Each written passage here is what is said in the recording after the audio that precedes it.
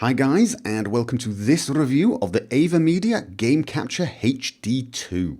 Now this is a device whose purpose is to record your gameplay footage, and it is designed specifically to allow you to do this without needing a PC. So obviously this is an excellent choice for console gamers, people using things like the Xbox, PlayStation, and so on. It actually will allow you to record HDMI or component audio video, so of course you can use this device to record from most PCs. Most PC graphics cards now do output in HDMI as well, and so you can use it for that. Now, it records in Full HD, 1080p resolution to be precise, and it has absolutely no effect on the performance of your games. You will not notice any drop in your frame rate.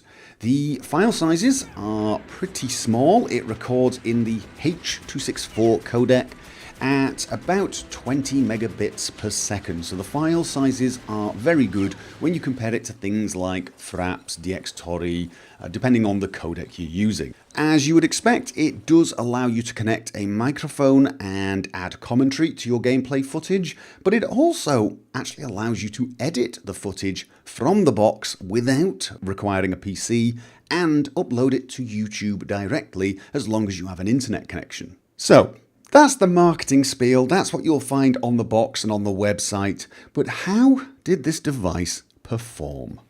The first thing I can tell you is that setting this device up was very easy. It took me minutes basically to get it wired up, connected, and to go through the basic setup menu and start recording. It really was very simple indeed.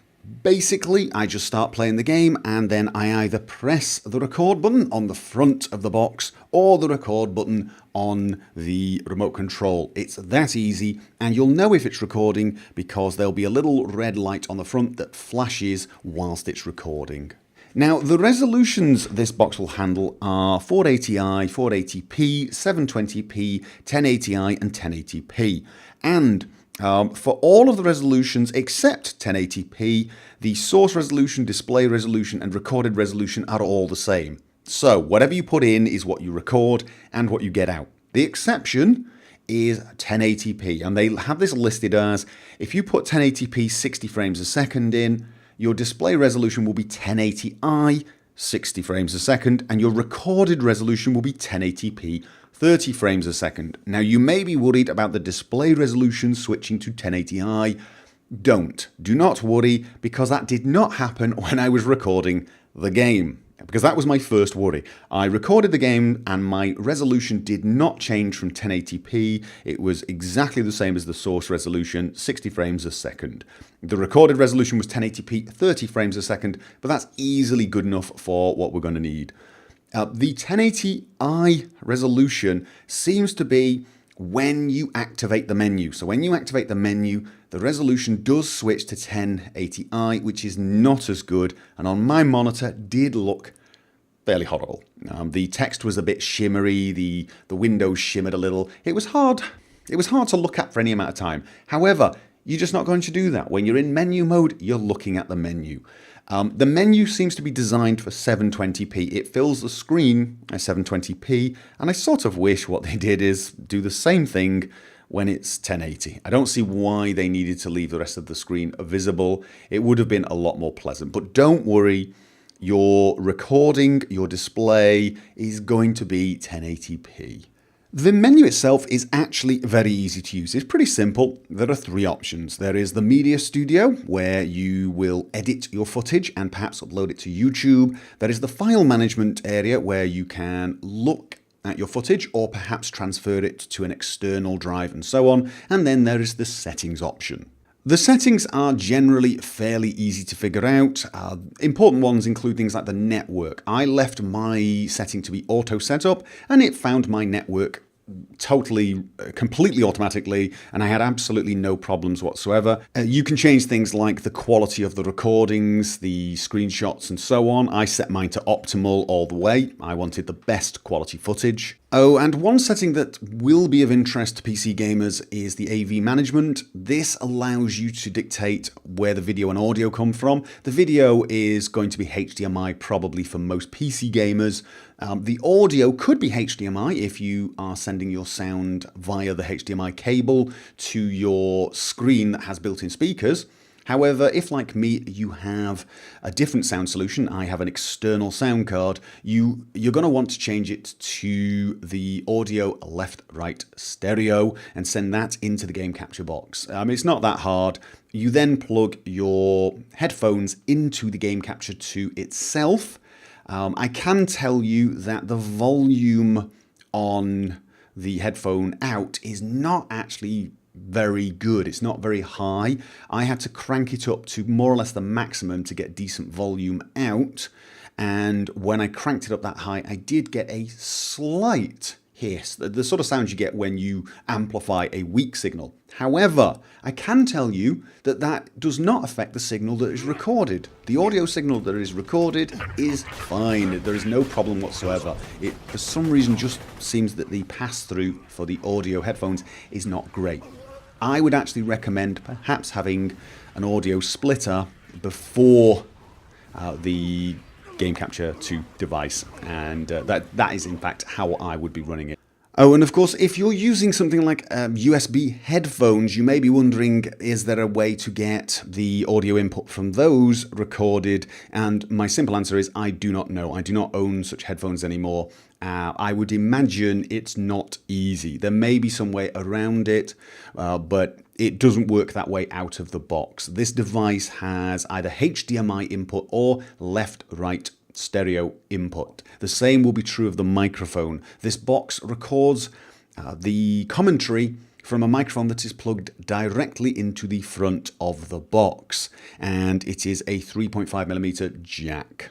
Now, on the subject of the microphone, you can actually adjust the volume of the recording of the commentary, but you need to do it in advance. So you need to do some testing, come up with a good balance between the audio of the game and your voice. And I can tell you that it, unfortunately, in my opinion, records both audio from the game and your voice onto a single track. So there is no way to separate them after the fact. You can't change the volumes independently. If you swear and want to cut it out, you will unfortunately also lose the game audio. This is something that I think is a weakness of this box. I would like to see the audio recorded to a separate file or a separate track on the same movie. Plenty of other devices do this, including AVerMedia's Live Gamer HD card as well. So I would like to have seen that feature on this as well. Okay, so let's look at file management now. If you are a PC gamer like myself, or if you want to do your editing on the PC after you've recorded from your console, you're going to want to take the footage from this device and transfer to your PC. It's very easy. There is a file management section that allows you to select different files from the hard drive that is in the box and transfer them to either a flash drive or an external USB drive. They do recommend you do not record directly to flash drives, but transferring the files across to them seem to work just fine. Obviously, if you record straight onto an external hard drive, a USB 2 one, you don't even have to do that file transfer. You just unplug that and plug it in your PC and you're ready to edit. And of course, you can actually do the editing on the box. Now, if you have a PC, editing on the PC is far superior for a lot of reasons, but mostly ease of use. Obviously, trying to edit this on using a small remote control is never going to be quite as easy as using a mouse. However, I was surprised by how easy it actually was, and I did try it and I tested it out. I edited a file and uploaded it to YouTube, and it worked perfectly.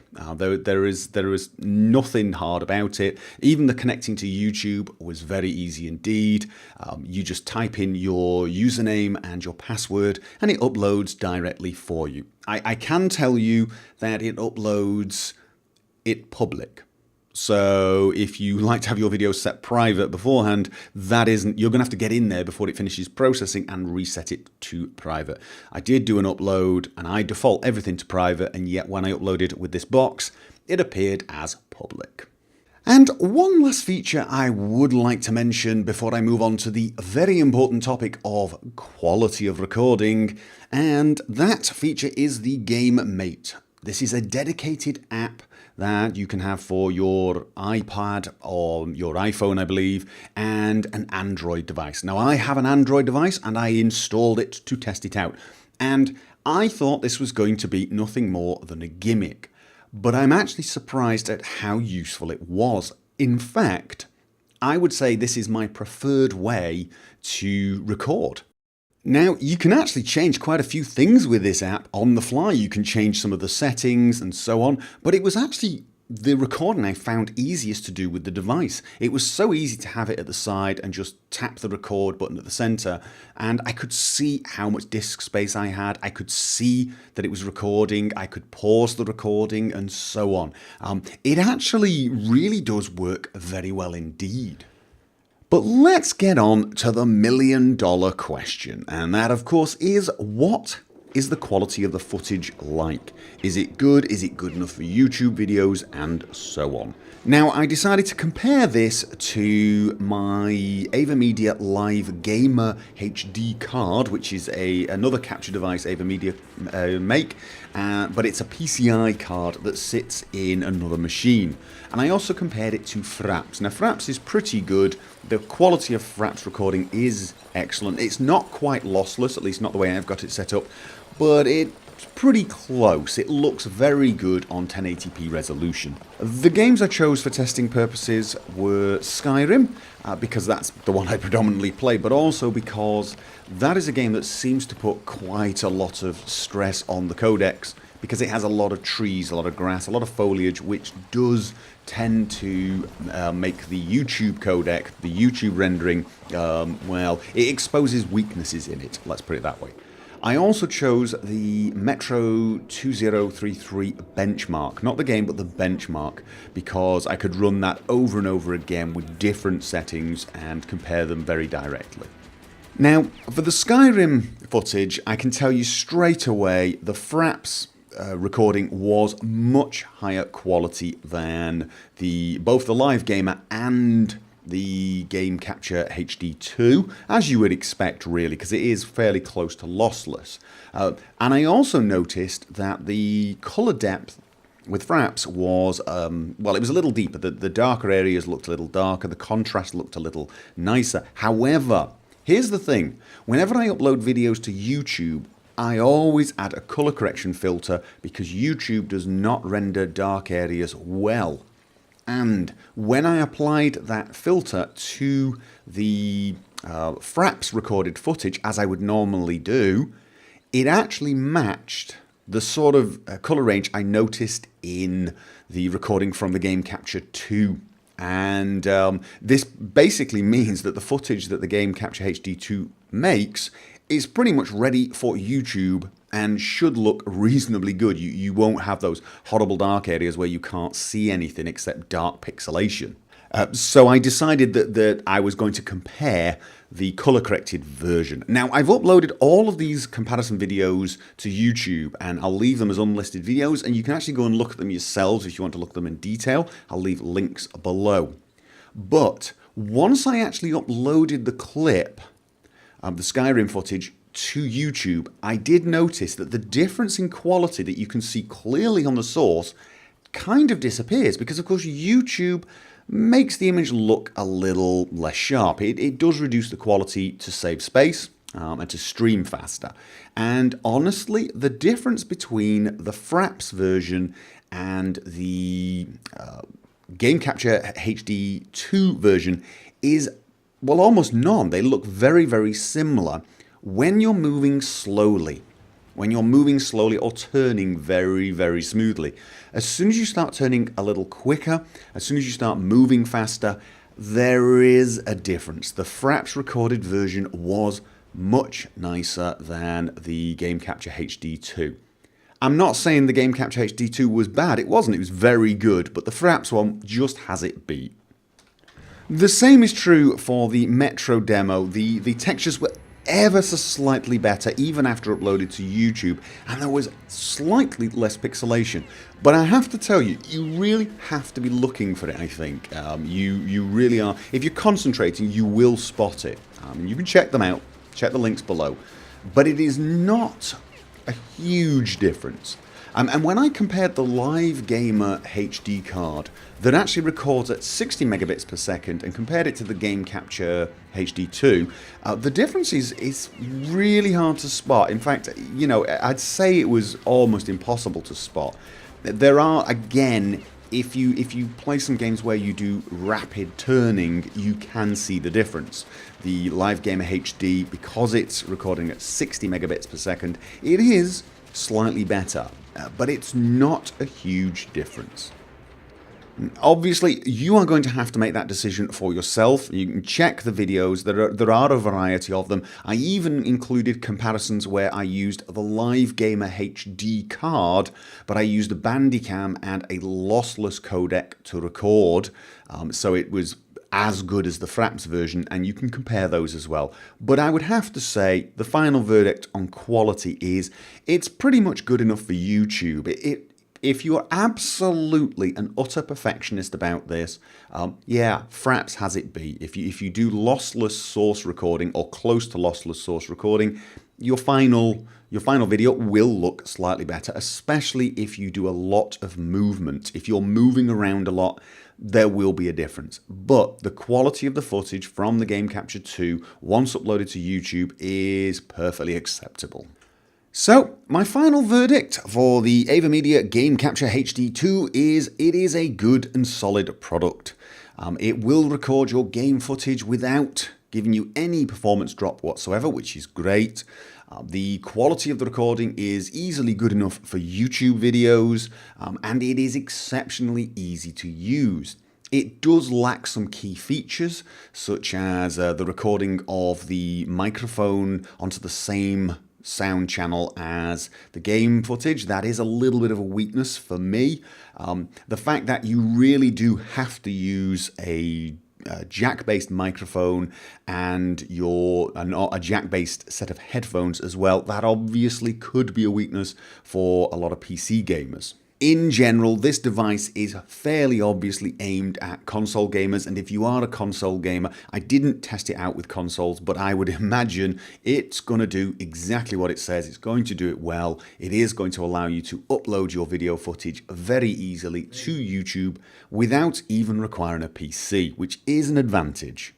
But as a PC gamer, if I had to choose between the Game Capture HD2 or the Live Gamer HD, which is another product made by AVerMedia, I would choose the Live Gamer HD. It has slightly more features. The audio separation is very useful. It records slightly higher quality, which is nice. It has things like the ability to stream to Twitch TV built into it, which is nice, and of course it takes up no space on your desk. So generally for a PC gamer, I think the Live Gamer HD wins. There is one exception, of course. If you are a PC gamer who cannot open his machine up, you're not allowed, or you're not comfortable doing it, or if you are a PC gamer that uses a gaming laptop, this Game Capture HD2 is an excellent choice to record game footage. I mean, if you take your laptop to a lot of LAN parties and you want to record your game footage, but you don't want to use Fraps because it will hit your performance, this is a superb product. This will do exactly what you want it to do.